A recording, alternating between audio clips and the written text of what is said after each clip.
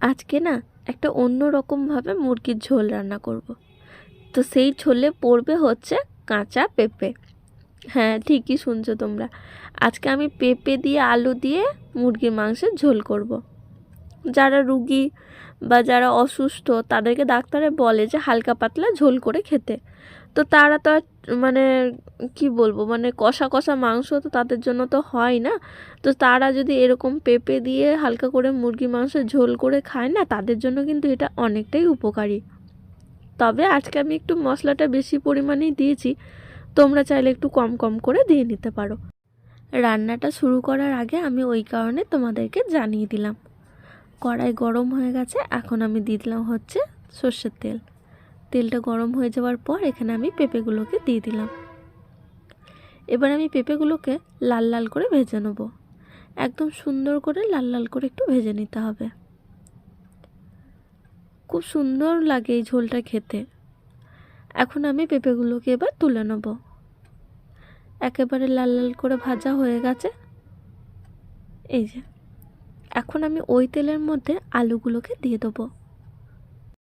বেশ কিছুদিন ধরে তোমরা আমার ভিডিও দেখতে বা তোমরা আমার রান্না দেখতে এত পছন্দ করছো, তোমাদেরকে অনেক অনেক ধন্যবাদ। কমেন্টে একটু কম করো তোমরা, কমেন্ট করলে না আমার ভালো লাগে, তাই তোমাদেরকে বারবার করেই আমি রিকোয়েস্ট করি কমেন্ট করার জন্য। তো চলো গল্প করতে করতে এইদিকে এটা ভাজা হোক, আর আমি তোমাদেরকে মশলাটা দেখিয়ে দিই। তো দেখো, এদিকে আমি অনেকটা পেঁয়াজ নিয়েছি, আদা নিয়েছি, রসুন নিয়েছি, ধনে নিয়েছি আর শুকনো লঙ্কা নিয়েছি। জিরে কিন্তু নিইনি, ধনে আর শুকনো লঙ্কা। তো এদিকে দেখো আলুগুলো লাল লাল করে ভাজা হয়ে গেছে, আমি তাই আলুগুলোকেও তুলে নিচ্ছি। সব কিছুই কিন্তু সুন্দর করে ভাজা হয়ে গেছে। এখন আমি এই সর্ষের তেলের ওপর আরেকটু সর্ষের তেল দিয়ে দেবো। এবার দিয়ে দেবো হচ্ছে খড়া মশলা, সাদা জিরে, এলাচ আর দারচিনি। এলাচ, দারচিনি আর সাদা জিরে। এখন আমি দিয়ে দেবো হচ্ছে 1 চামচ চিনি। এখন আমি দিয়ে দেবো হচ্ছে বেশ কিছুটা তেজপাতা, একটু বেশি করে তেজপাতাটা দিতে হবে। এখন আমি তেজপাতাটাকে চিনির সঙ্গে ভালো করে ভেজে নেব। বন্ধুরা, একটা কথা তোমাদেরকে বলি, যখন এই খড়া মশলাটা দেবে না, তখন একটু অল্প করে দেবে, তা না হলে মুখের মধ্যে অনেকটা ঠেকে। এই যে দারচিনি, লবঙ্গ, এলাচ এসব যখন আমরা তেলের মধ্যে দিই, তখন সেটা অল্প পরিমাণে দিলেই কিন্তু ভীষণ সুন্দর একটা সেন্ট চলে আসে। খুব বেশি দেওয়ার দরকার পড়ে না। পেঁয়াজটাকে দিয়ে আমি একটুখানি ভেজে নিচ্ছি। একটু লাল লাল করে ভেজে আসতে না আসতেই মশলাটাকে আমি দিয়ে দেবো। আদা, রসুন, পেঁয়াজ, শুকনো লঙ্কা আর ধনে, এই সব কিছু বেটে আমি একসঙ্গে দিয়ে দিয়েছি। এবার আমি পরিমাণ মতন এখানে টমেটোর দিলাম। এখানে আমি 3 থেকে 4টে টমেটোর দিয়েছি। আর টমেটোর ওপর কিন্তু লবণটা খুবই দরকার, তাই টমেটোর ওপর লবণ দিয়ে দিলাম। এখন দিয়ে দিলাম পরিমাণ মতন হলুদ। এবার দিয়ে দিচ্ছি অল্প একটু কাশ্মীরি লাল লঙ্কার গুঁড়ো।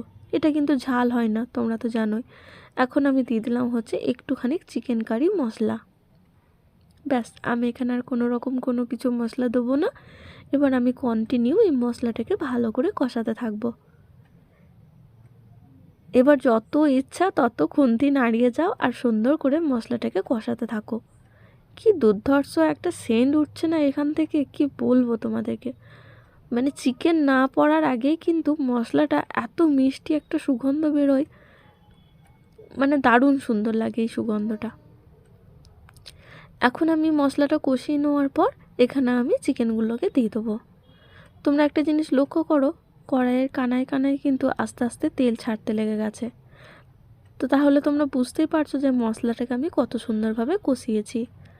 তাই বারবার করে তোমাদেরকে আমি বলবো, লো ফ্লেমে মশলাটাকে ভালো করে কষিয়ে নেবে। এবার দেখো আমি চিকেনটাকেও ভালো করে মশলার সঙ্গে কষিয়ে নিলাম। এবার 2 মিনিটের জন্য ঢাকা দিয়ে দেবো।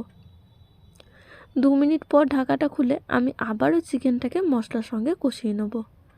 ঢাকাটা দেওয়ার একটাই কারণ, যাতে করে মশলাটা ভালোভাবে সেদ্ধ হয় আর মশলাটা থেকে যেন কোনো রকম কাঁচা মশলার গন্ধ না আসে, তার জন্য ঢাকা দিয়ে একবার কষিয়ে নেওয়া। আজকে এই চিকেনের রেসিপি দেখে অনেকের হয়তো মাথাটা ঘুরে যেতেও পারে, আমি বুঝতে পারছি, কেননা পেঁপে অনেকের কাছে বিষাক্ত, না পেঁপে অনেকের কাছে কিন্তু অপছন্দের জিনিস। অনেকই কি অনেক মানে 100%-এর মধ্যে 90% মানুষ কিন্তু পেঁপেটাকে পছন্দই করে না।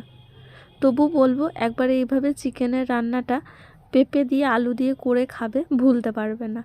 এখন দেখো আমি আলুটাকে আর পেঁপেটাকে ভালো করে মশলার সঙ্গে কষিয়ে নিচ্ছি। দেখো বন্ধুরা, চিকেনটা যতটা আমাদের শরীরের জন্য উপযুক্ত তার থেকেও বেশি উপযুক্ত কিন্তু পেঁপে, সেটা আমরা সকলে জানি, আমার আর জ্ঞান দেওয়ার আর দরকার নেই, আমি জানি।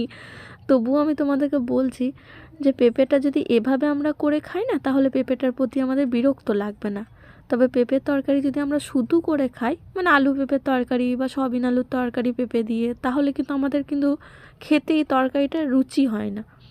কিন্তু এভাবে চিকেন বা মাটনের ঝোল করে যদি খাওয়া হয় পেঁপে, তাহলে কিন্তু দারুণ সুন্দর লাগে।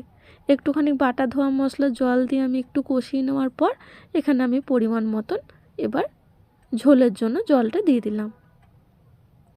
আর এই ঝোলটা কিন্তু ছোট থেকে বড় সবার জন্য কিন্তু খুবই উপযুক্ত। এখন আমি এটাকে 8 থেকে 9 মিনিটের জন্য বা 10 মিনিট কমপক্ষে এটাকে লো আঁচে সেদ্ধ করে নেব। পেঁপে আছে তাই জলটা একটু বেশি করে দিয়েছি, কেন পেঁপে সেদ্ধ হতে অনেকটাই সময় লাগে। এখন আমি 10 মিনিটের জন্য এটাকে লো আঁচে রেখে দিলাম। 10 মিনিট পর ফিরছি, একদম লো ফ্লেমে রেখেছি গ্যাসের আঁচটাকে। দেখো কত সুন্দর তেল ছেড়ে দিয়েছে, আর পেঁপেটাও কিন্তু সুন্দরভাবে সেদ্ধ হয়ে গেছে। তোমাদের মনে অনেক রকম হয়তো কোশ্চেন থাকতে পারে যে আদৌ ঝোলটা খেতে ভালো হবে কি না বা এরকম কিছু, কিন্তু তোমরা একবার চোখ বন্ধ করে এভাবে বাড়িতে ট্রাই করো, তারপরে না হয় আমাকে কমেন্টে জানিও যে খারাপ হয়েছে না ভালো হয়েছে। ছোট থেকে বড় সবার জন্য এটা উপযুক্ত, সবাই কিন্তু চেটে পুটেও খাবে, এতটাই টেস্টি এটা। আর পেঁপেটা তো একেবারের জন্য মনেই হবে না যে এটা পেঁপে না আলু, কেউ বুঝতেই পারবে না। কাউকে যদি মাখিয়ে খাইয়ে দেওয়া হয় না, সে ধরতেও পারবে না যেটা পেঁপে ছিল না আলু ছিল। অবশ্যই বাড়িতে ট্রাই করো বন্ধুরা। আজকের রেসিপিটা তোমাদের কেমন লাগলো কমেন্টে জানিও প্লিজ। সবাই ভালো থেকো, সুস্থ থেকো, সাবধানে থেকো। দেখা হচ্ছে খুব তাড়াতাড়ি আবার কোনো নতুন রান্নার সঙ্গে। তোমরা আমাকে কমেন্টে জানিও তোমাদের আমার রান্নাগুলো কেমন লাগে। তোমরা কমেন্ট করলে কিন্তু আমার ভীষণ ভালো লাগে, আর তোমাদের কমেন্টের উত্তর দিতেও আমার ভীষণ ভালো লাগে। খুব কয়েকজনাই আমাকে কমেন্ট করে, তাদেরকে অসংখ্য ধন্যবাদ। একটা দাদা মনে হয় আসাম থেকে করে, আর একটা দিদি আছে তারও রান্নার চ্যানেল আছে, সেও আমাকে কমেন্ট করে।